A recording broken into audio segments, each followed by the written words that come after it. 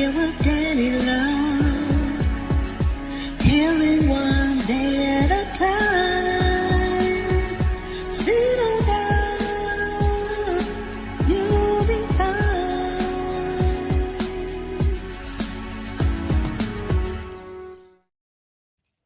Hello, happy Monday. Welcome to Love and Laugh with Dani Luv. And I'm being positive no matter what. My light is trying to fall over. And guess what? All you got to do is pick it back up. That's life, okay? Welcome to Love and Laugh with Dani Luv. I am your host, Dani Luv. This is episode 15. Baby, I'm back. Ups and downs of a comedian mom. Ups and downs of a comedian mom. I hope you guys are doing great. Today is Monday, our favorite day of the week. I hope that you guys are doing your box breathing that we talked about, because that usually helps. I actually started this day off right. I woke up early. I had some breakfast. My husband cooked me some eggs and some fruit, and I went for a mile walk with my friend. She made me go, and I washed my butt. So these are wonderful things. I'm really proud because sometimes I don't do all those things. Um, very excited about this episode.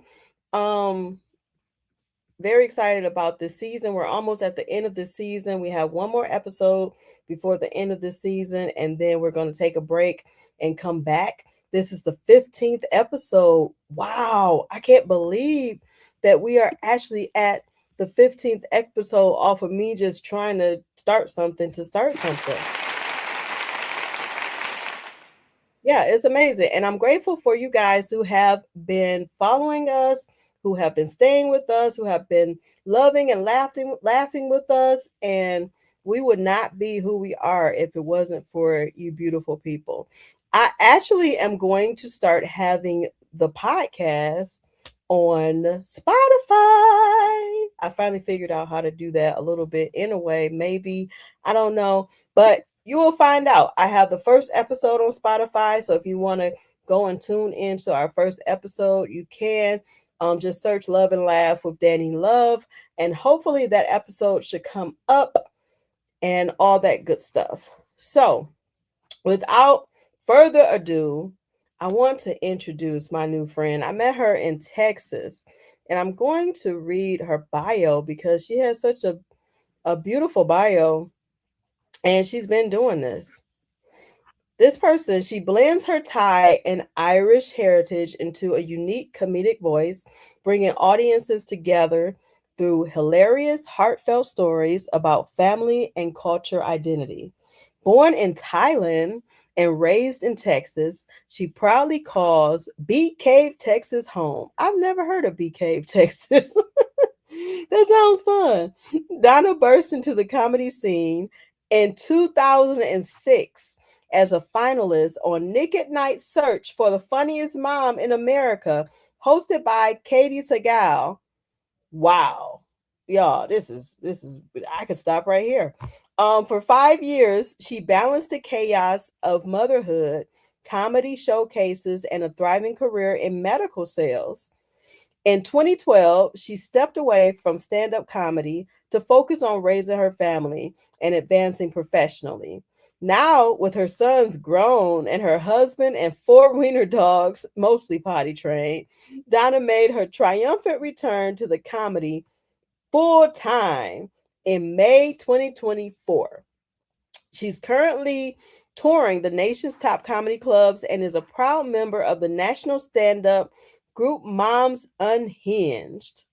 She was also recently on Kill Tony. Okay. Clock it. Yes, that's kind of ghetto, but clock it. And where after her interviews and performances, she advanced with an exclusive invitation to the coveted Secret Show both times. Oh my, that's beautiful.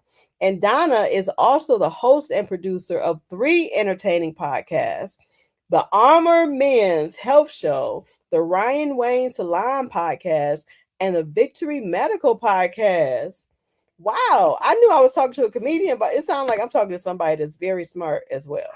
She recently co authored the book Building Wealth, Building Legacy with original Shark Tank Judge Kevin Harrington, contributing a powerful chapter about how humor helped her survive and thrive.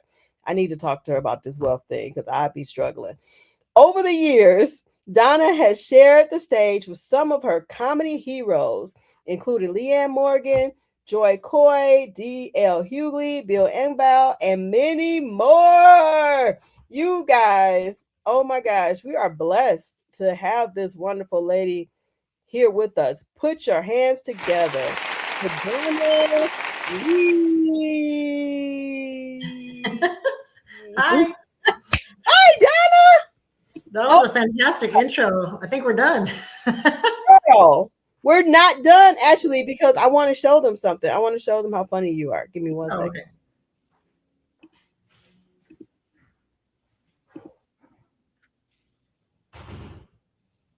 Okay, why isn't it playing? Play. Okay. Uh-oh. Don't know why it's not playing. Oh, Instagram. Good old. Wow. Okay, whatever. She's funny. Follow her on her page. That's right. Follow me on Instagram. Yes, Donna Lee. She is so funny. I remember when I saw you at Texas. I love the accent that you do with your mom. It's so hilarious. Oh, thank you. It is so funny. So how are you doing? I'm good. I'm busy and blessed. Happy over here in Texas. Girl, with that kind of resume, I know you are busy and blessed. I'm like, I feel like I got to talk fast because I know you got you got stuff to do, right? Oh my God. Yeah, it's so good to see you. So here's the thing. This is a question I ask every person who comes on here. And I may have already asked you this, but we asked this question. What role has laughter played in your life during the difficult times?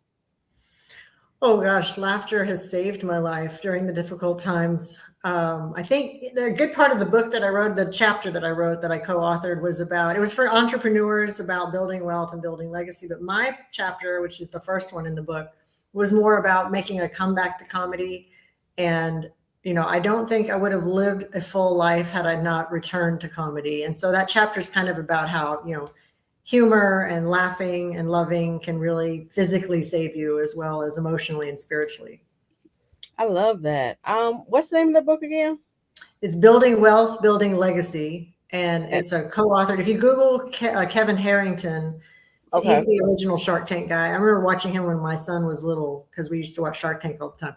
But fantastic guy. And so what happens is he picks 15 of us as entrepreneurs, and he gave us each a chapter, and then he co-wrote the chapter. So that's why we get this credit with him, because he's a pretty big deal in the entrepreneur world. So my chapter isn't really about making a lot of money, but it is about following your passion and returning to something that you thought you lost.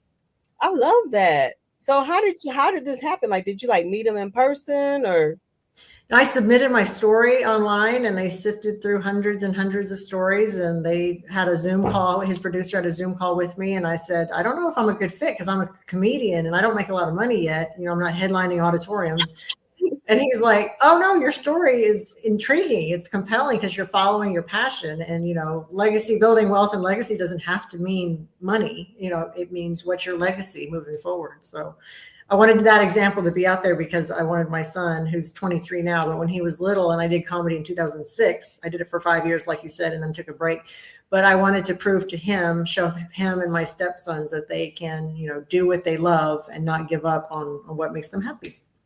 Your story is very, very inspirational. We have some comments. Oh, you have to restart the video. Okay, hi. Yeah, your story is very inspirational. When did you find out that you had to completely stop comedy and take care of your babies? In 2006 is when I started the first time, and I became a really good opener, like a host. And I did that for 5 years part-time. And then I met a new fabulous man, and we had a new marriage that we're working through. And so I brought on his sons as my stepsons. And so I had that to look forward to. I had a full career. I was super busy, and I just couldn't prioritize making $20 a night every other weekend. Yeah. Right. So, and then, I was traveling to Houston somewhere. If I didn't have the kids, my son, especially because we had joint custody, but if I didn't have him, I was trying to go find a gig somewhere, and I might have been traveling 4 hours from Austin to Dallas to do a 10-minute set, for $20-$30. So that wasn't working then. I'm in a blessed state now where I've worked all I can work. I got super burned out by working in, medical corporate, and my husband is precious and super supportive. So I dove into comedy in 2024, like you said from the bio, but then I went full-time comedian, May 2025. So this is my primary job now. Wow. And Yeah. it don't look like you took a break. Like when I went to come see you, you were like this you are this big comedian, and you had all of this merch and everything, and you were like so prepared. It just did not look like you took a break. It's like you just went back to where you needed to go. Thank you for saying that. That means a lot. I was in marketing and sales in medical. And so I think I never stopped the marketing and sales part. So coming back into comedy this round, it was so different from last time, because when I did comedy a long time ago, you just showed up to the club and you did your set and you went home. Now as a headliner, I have to do all of the marketing because I'm not a big name yet. I have to figure out all that. So I thought, let me have some merch right off the top, once I get back in. And I had some really solid joke punchlines that I put on the merch. Mm-hmm. And so technically I didn't stop marketing and sales, but I did stop comedy for those 12 years. And coming back in has just been so much fun.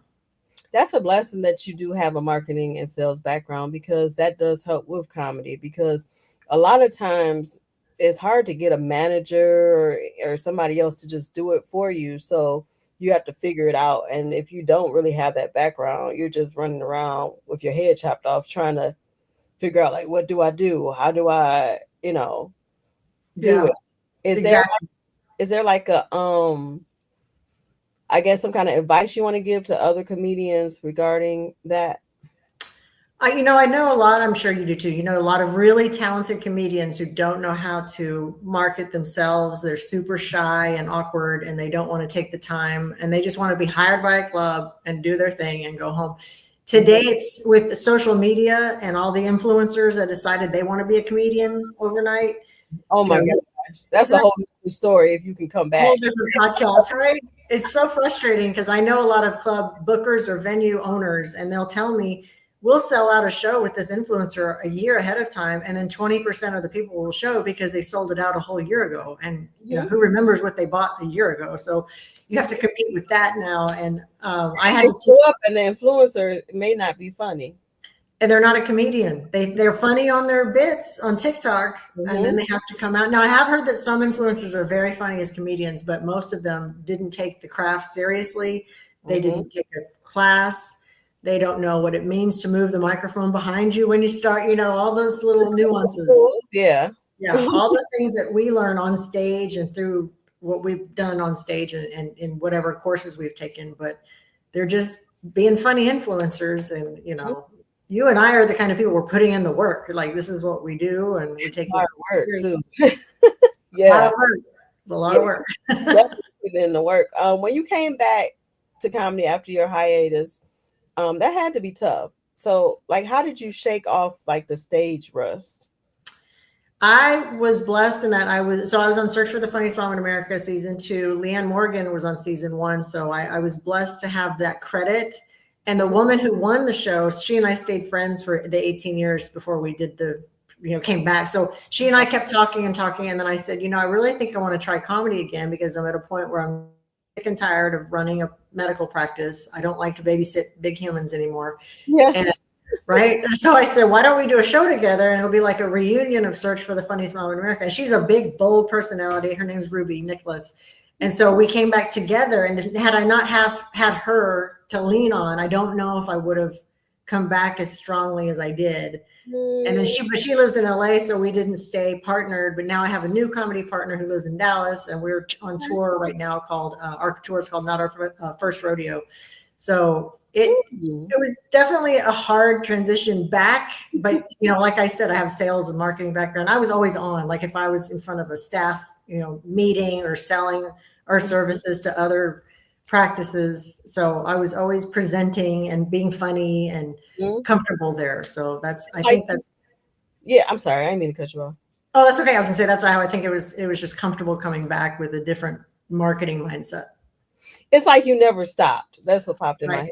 Because you were like doing sales then, and you're naturally yourself, which is funny.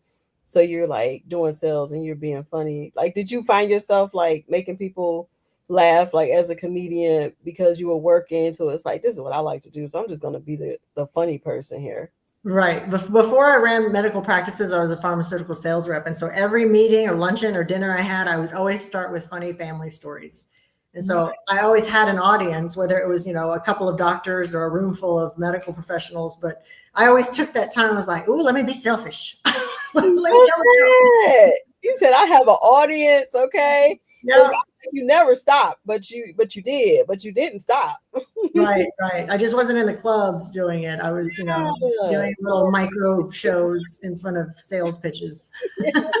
That's the way to be. You're around people with money while doing it. Right. And I was, I'd become a favorite, rep or somebody they remembered because I wasn't just selling them something. I had funny stories, and there's usually, funny stories about my little bitty Asian mom, and everybody loves an Asian accent for some reason. Yeah, for some reason. I usually do like a Jamaican accent when I talk about Trump probably deporting Black people. It's this joke I talk about. But everybody love a Jamaican accent. So I do it because right. I know Jamaicans, but people love accents for some reason. They do. I have a funny story with this little precious 20-something-year-old sorority girl came up to me and she was like, oh my God, how do you do that accent? And I was like, how do you do that accent? How do you do that? Oh my God. Yeah, the vocal fry and all the stuff. And I was like, okay, girl. That is hilarious. That's funny. Have you so did you find yourself like really missing comedy when you were doing it, or were you just like so busy it was like an on and off type of thing? Both. I missed it a lot. And I did, to be totally transparent, I did like one show a year or every other year. Like somebody would say, oh, we're having a fundraiser. Will you do 20 minutes of comedy? But if you don't do comedy regularly, you lose those chops. And so it wasn't enough to keep me better. I was terrible. Like the one, I entered a contest one year and that was awful because I hadn't been in front of people like in a club setting. But yeah, I missed it every time I thought about it. I regretted it that I stopped. And then I thought when I got older, now that I'm in my 50s, I was like, I will never forgive myself if I get to be in my 80s. And I was like, I should have tried when I was younger. I should have gone back and made people laugh again. So if I get a 10-minute offer to do 10 minutes versus 45 minutes, I have the exact same reaction and enthusiasm. And I feel so full of gratitude that some human being is like, we think you're funny enough to come to our club and make people laugh. And whether it's 10 minutes or 45, I'm showing up with the same mindset. I'm like, I'm present. I'm so grateful. I could be working this miserable job managing people, or I could be doing this and making people laugh. I love it. I absolutely love your like I only met you one time, but you have like this big energy, like you already made it. Like you have it's not stuck up. It's like a I don't know, it's like a professional energy, and it's a soft energy too. It's like you're approachable and you're professional and you made it. Like you are a very good brand. Like you came back like it's Donna Lee, and my middle name is Lee. My middle name is Lee. Yay! Look at us. So I wondered if that was your middle name, but yeah, I thought I have to be on Dani Lee's podcast. And the reason why I went with that as my stage name, my first and middle name, is because, girl, I knew I was going to have too many husbands' last X names, so I didn't want to go with one of theirs. That's right. Child, so I got rid of that name so quick, and it wasn't even the full. I didn't even take it fully. I did the hyphen thing and was like, and so I could just chop it off at the end. Right? Oh, I get it. I get it. No, you're funny. Thank you for those kind words. I appreciate it. I literally wake up every day now going, oh my God, I get to do this again. So I have a show tonight. Like what? I didn't think, that people, getting back into it, I wondered who's going to hire a middle-aged, clean mom comedian. A lot of people. Yeah, quickly for sure. And then having done Kill Tony twice, they were so encouraging, and they weren't like, you hear all these stories like how they're going to be and how mean they're going to be. And they were so supportive and kind. And they were like, look at you doing what you want to do. Good for you. Keep doing That's good. That has to be scary because Kill Tony do seem kind of scary. Don't they talk to you while you up there? Yeah. You do your 60-second joke, and then there's a whole interview that they do. Okay. A 60-second? Oh, wow. So you're up there for only 60 seconds? Yeah, you get 60 seconds to do one joke, and then after that, they interview you for a few minutes to 20 minutes. There's no time frame for the interview. Okay. Oh, that sounds like fun. It was fun. It's nerve-wracking, but it was fun. That sounds very nerve-wracking. Like me and my husband, we just did a comedy. It was like a contest. It's called the Comedy Rumble, and it's here in Michigan. This guy named Brett and this girl named Tam White. Tam White has the hip prop, and he has the Comedy Rumble, and you have to. It's like different levels, and the first level is you have to do like 90 seconds of comedy. I thought that was intense. Right? 60 seconds, like the 90 seconds. I was just like, just trying not to lose my mind, trying to get everything out before right. Want to get to that punchline, so yeah.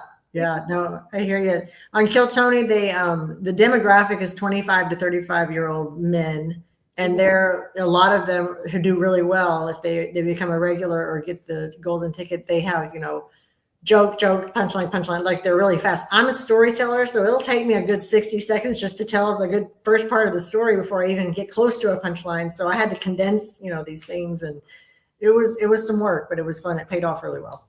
Yeah, that's me. I tell the story. I don't really, boom, boom, boom. So when I have to do like that, it's like, oh God. Right, me too. Coming back. So what happened that made you say, you know what? I want to go back to comedy? Like, did something happen where it was like, this kid is crying too much, or you saw somebody else doing something, it was like, oh, I could do that better than that person. They suck. Or I don't know, like, did something happen to make you say, you know what, I am going to stick to this and do it? Because comedy is a discipline, and a lot of people don't understand that. Like, you can start off sucking, and you just have to keep going until you don't suck no more. Some people have to quit, but most comedians have to keep going until they don't suck no more. So like, did something happen where you was like, I'm tired of this, I'm getting back in here? Right. Yeah. There's a 2-part answer. For the first time I did comedy, when I got in, people were like, what made you start doing comedy? I went through a horrible, really dark postpartum depression when I had my son.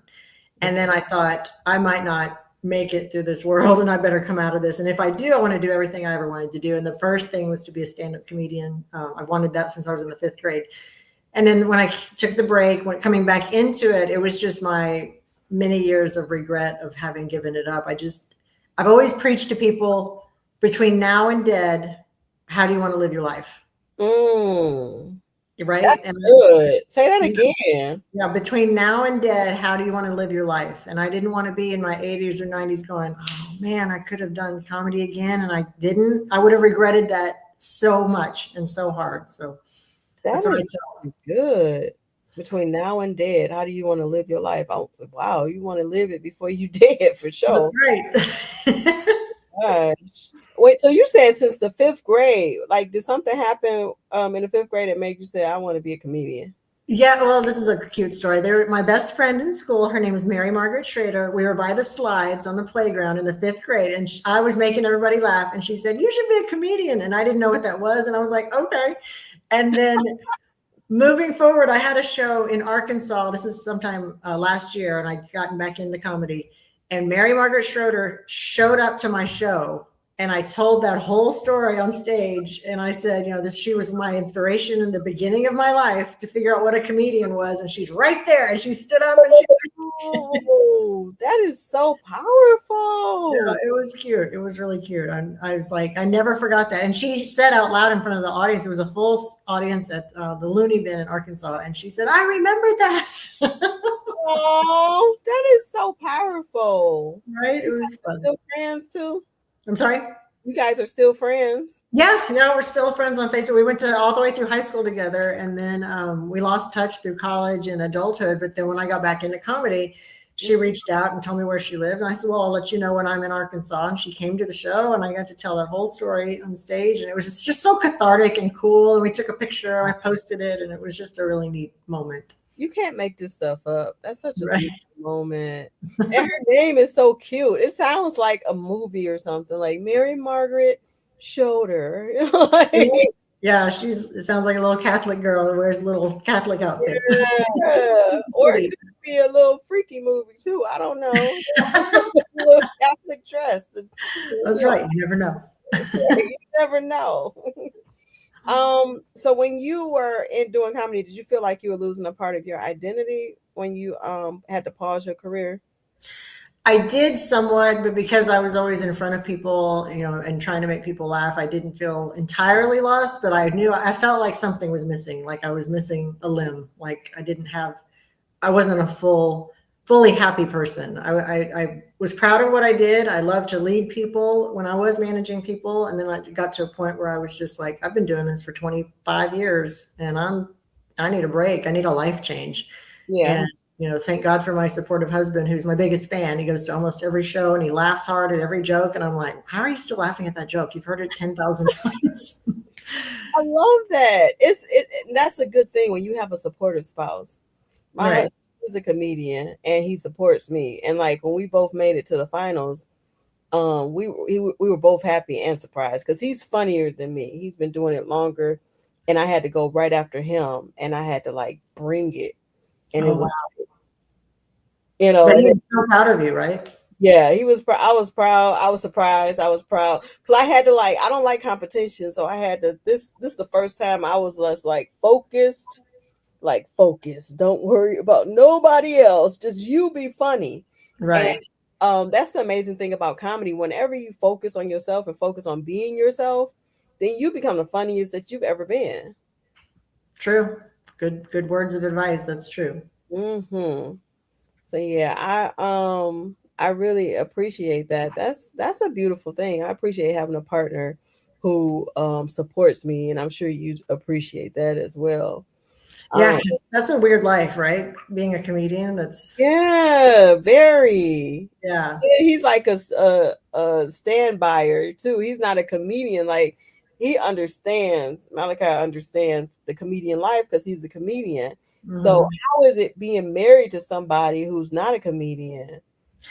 It was a big learning curve. You know, bless my husband's heart. His name's Michael, but we were together for a long time. He was with me when I did comedy the first time, but it was so part-time, it didn't really affect our lives. Mm-hmm. Now that I'm doing it full-time and traveling, he's, you know, in the beginning, he was kind of like, I don't know if I signed up for this. Yeah. You know, you're gone a lot and you're around weird people at weird clubs.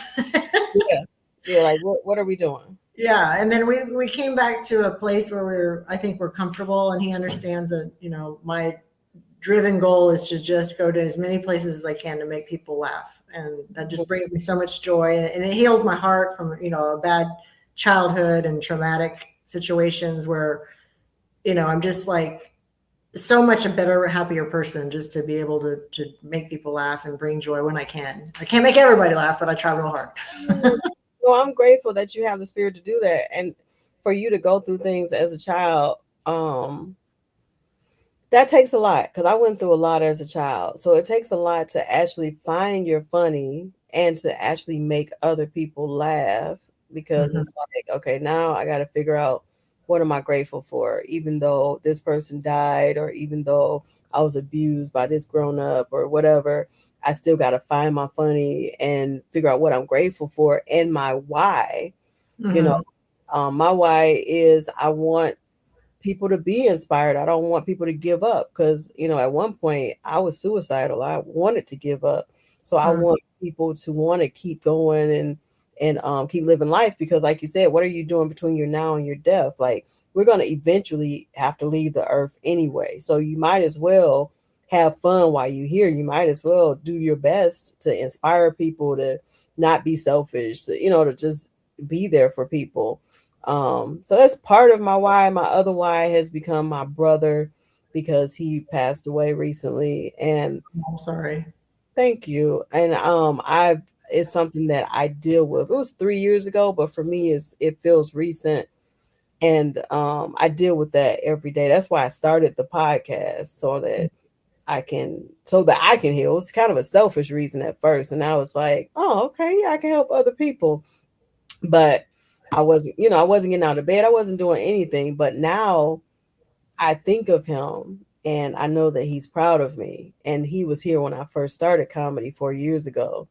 And it just feels good to actually be funny now. Because when I first started, he'll be like, oh, okay, just keep trying. I heard that. Yeah, no, I got that. After 12 years off, when I came back to a stage in front of a real full, good crowd, there were friends of mine in the audience, and I saw their faces. They were like, "Oh, okay." I see what you did there. It's going to be funny one day. Probably shouldn't do that again. Have you tried other jokes? Yeah, right? You do have a dog, right? Can you talk about the dog? Yeah, exactly. Let me talk about wiener dogs. But yeah, now they've come back and see me a year later, and they're like, "Oh, look at you! And now you're doing it. You're much better." And I'm like, "Yes, thank you for coming back." Right? Because it's funny because when you first start and you kind of suck, and people come and they support you, you have like at least 20 people just out there in the crowd, like, "Yeah, we're here to see Donna Lee." And then you bomb, and then it's like, oh, okay, well, just keep trying because we love you. And people are getting better, and then you can't find nobody to come see you. You like, no, for real, I'm funny now. They like, exactly. Yeah. Or if I hear one more person say, "I'm trying so hard to come to your show," and then they never do, I'm like, I give up. They crack me up with that. Let me know the next time you have a show. I have one tonight. Well, do you have one on a Monday? Do you have one on a Tuesday? Let me know when you have one on this specific day. I don't have time to let you know that. Right? Exactly. Guys, people are so funny. Mm-hmm. So how many babies do you have? How many human babies or dogs? Humans and dogs. You got 4 of them? Well, I forgot. I just got a new puppy, so now I have to do my bio again. But I've got 5 wiener dogs, and I've got 4 rescue cats, and then I've got 1 son and 2 stepsons. Nice. How old are they? My son's 23, and then my stepsons are 24 and 25. Okay, so they right around the same age. That's pretty cool. Yeah, they're all good. What do you love most about being a mom? Oh gosh, I love, like, just right before we started, my son called me. He's a grown man with his own business now, and he calls and checks in with me several times a week. And just the kind of like the fruit of your labor, right? You put in so much time and effort to make sure this little human being can make good decisions. And now I'm just so proud of him. And my stepsons are fantastic too. And that just looking at it's like your little trophy. You're like, what I did. I made this person. Gotta be a blessing that they came out good. Yes, thank God. They were, they had their trials. Yeah, they had their trials and tribulations, but they all turned out great. So we're good. Oh yeah, no one's perfect, but I feel bad when they come out. Like, you do everything in your power to make sure they're good, and then they end up being a robber or something. Like, Mama, can you bail me out of jail? It's good you didn't get that call. Right? Oh yeah, we were very open with our kids about that. I'd say if you are ever arrested, don't even bother because my ringer's off at night. Just wait till the next day. Right. I may not pay you to get you out of jail. Oh, please know that. Right. You're going to sit there overnight because I'm not coming to get you. Wow. Do y'all have kids? I forget. I know I don't have any children. We want to try to have kids this year. we had a miscarriage last year, so we've been kind of scared. Well, Oh, and I'm not gonna say we, I. yeah. So we're gonna try again and see, and have our babies in Jesus' name. Oh, yeah. Yeah. Hopefully, hopefully. Yeah. Love Yeah, it. yeah. We're so busy with our career too. We're like, oh my goodness, okay. Because Busy. when we got to figure out something, because we're both comedians and we usually travel together and stuff like that. And I know kids change a lot of that stuff. Right. Yeah. And y'all came all the way down to San Antonio. I remember that. We did. Yeah. Yeah. I thought I was going to have to come by myself. He was like, no, I want to come. I was like, oh, okay. I love that. Y'all are so cute. Thank you. You got to be a secure man to come to a women's comedy festival. And be like, I'm coming. I was like, you don't have to. There's gonna be a lot of women there. He's like, I don't care. Yeah, that was so sweet. He just kind of sat there and listened, and he seemed like he enjoyed himself. So that was fun. My little videographer. Right. That's how. Yeah, my husband. I put him to work when he comes to my shows. He's either handling my merch or he's giving out my business cards or something. He's managing something. You gotta put him to work. You gotta keep him trained. Keep him Right. Yes. Well, Donna Lee, I'm so glad that you came on my show. Is there any words of advice that you want to give to anyone starting comedy and anyone who has a family and just wants to still pursue their purpose and their dreams? I do. Are you familiar with Leanne Morgan? No. She's like the biggest female comedian right now. She's selling out big auditoriums. She's got Netflix specials. She's got a Netflix scripted show. She's in movies, and she's a big deal. So I worked with her when I did comedy the first time. Like, I feel stupid. I should have just said, yeah.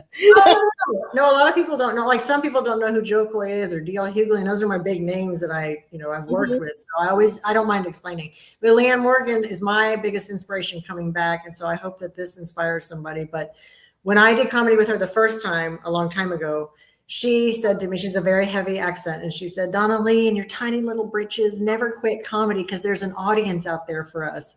And now she's the biggest female comedian, bringing in moms and adults and parents. And she's a clean comedian. And she's kind of like Nate Bargatze, where she's that famous. But I ended up quitting because I couldn't make the money she was making because she was traveling around the country doing it. She has 3 kids. And I thought, wow, she told me to never quit. And I ended up quitting, but not really. I made a comeback.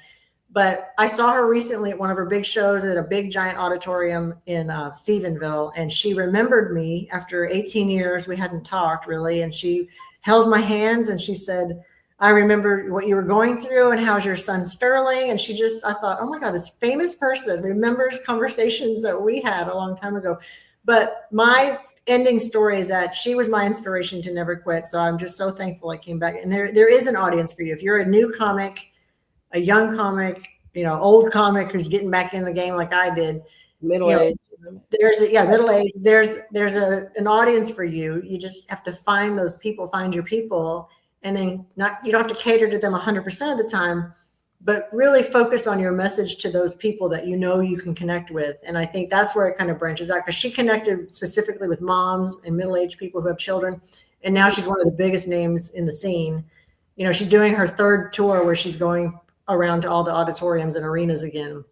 And she didn't hit it big until 25 years in the game. And she said she was going to quit because she was like, I've been doing this for 25 years and nothing big's happened. And maybe I need to go get a job somewhere else. And then one of her social media people posted a story, I'm going to send it to you, bit about her going to a Def Leppard concert and all the people her age that were in the audience, and the story's hilarious. And that went viral. And she said on many interviews that I've seen, within 2 weeks of that, her entire life changed. And now she's, Are you serious? She hit it so big that her entire world is completely different now. That's beautiful. I really appreciate you being on here. You are very inspirational, and we have the same middle name. That feels good to me. I'm going to try to see if this will. What'd you say? I said, that's right. I love that. Middle name. Yes. And my husband's middle name is Lee too. Oh, is it really? Yes. Small world after. That's awesome. Literally, it's a small world. Yep. I'm 47, so.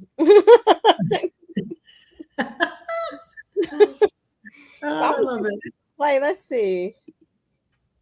Oh, come on. He said, okay, remove it. Play. All right. Well, That's I okay. don't They can go to my Instagram. It's Donna Lee Comedy. make sure y'all follow Donna Lee on her Instagram, on her, you got TikTok. Tell them where to follow you at. Yeah, TikTok, Instagram, Facebook. It's at Donna Lee Comedy, DonnaLee. And then my website is donnaleecomedy.com. Yes, girl, you got a website. Yeah. That's what I'm saying, professionalism, okay? Right? I try to keep it up, keep it fire. That's definitely the hard part. I just got a website and it's very hard to keep up. Like, oh. It's a lot of work, yeah, adding shows and moving things around and all that. But yeah, but it's fun. It's fun. But I appreciate you so much. Thank you for having me on. Yes, we appreciate you too. Thank you for being on here, and we hope that you have a blessed day. When is your next show? Let's see. I have, what day is it? It's Monday here. I'm going down to Kill Tony tonight. So hopefully I'll get bucket pulled. Tonight. Oh my gosh. I mean, I don't know if I'll get on. I'm going to pray to get on, but I've got some shows this weekend. But if you go to my website, all my future shows are listed there, DonnaLeeComedy.com. And then I'm going to be back out in Florida and Wichita in the upcoming months. So I'll be all over again. So check it out. Yeah, y'all got to check out Donna Lee. She's very funny. I hate that the thing didn't let me show her clip, but of her doing her mom's accent. Yeah, DonnaLeeComedy.com. Make sure y'all look her up. Thank you so much, Donna Lee, for showing up and for being here for us and for being a light. Oh, you're sweet. You're a sweet, precious girl. Thank you so much for having me. And tell your sweet husband I said hello. I will. Thank you. You have a blessed day. Okay. Bye, y'all. Bye. That was Donna Lee. Oh my gosh. I really enjoyed talking to her. She's a very, very sweet lady. So here we are. We're about to end this, we're about to wrap this show up. But before we wrap it up, we want to do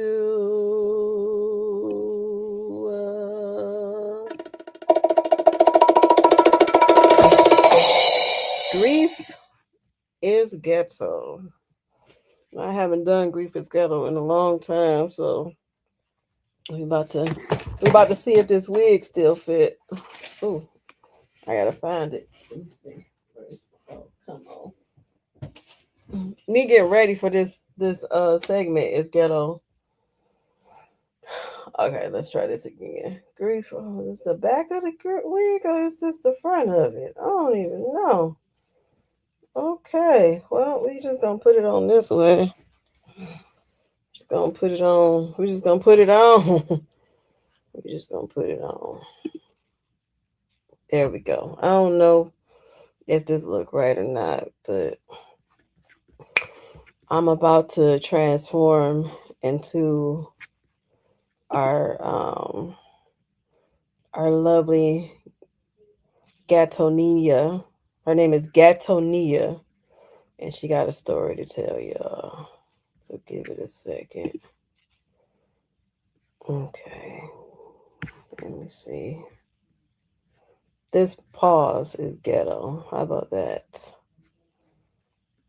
Okay. So now it's time for Grief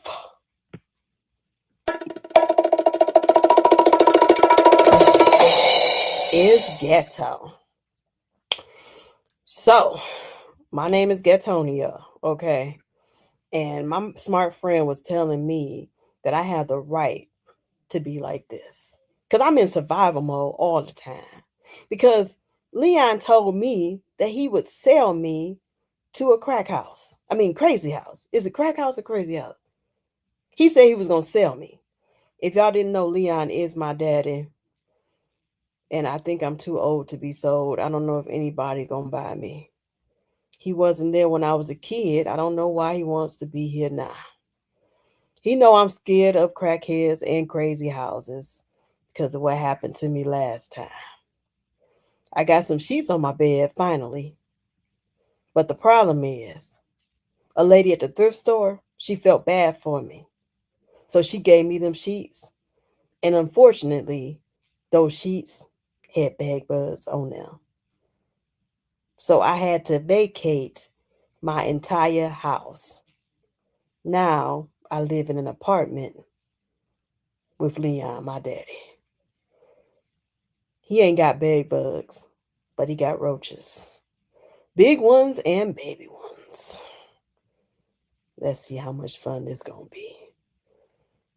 This has been another episode of Grief is Ghetto. Until next time when they turn my lights back on, holla at you.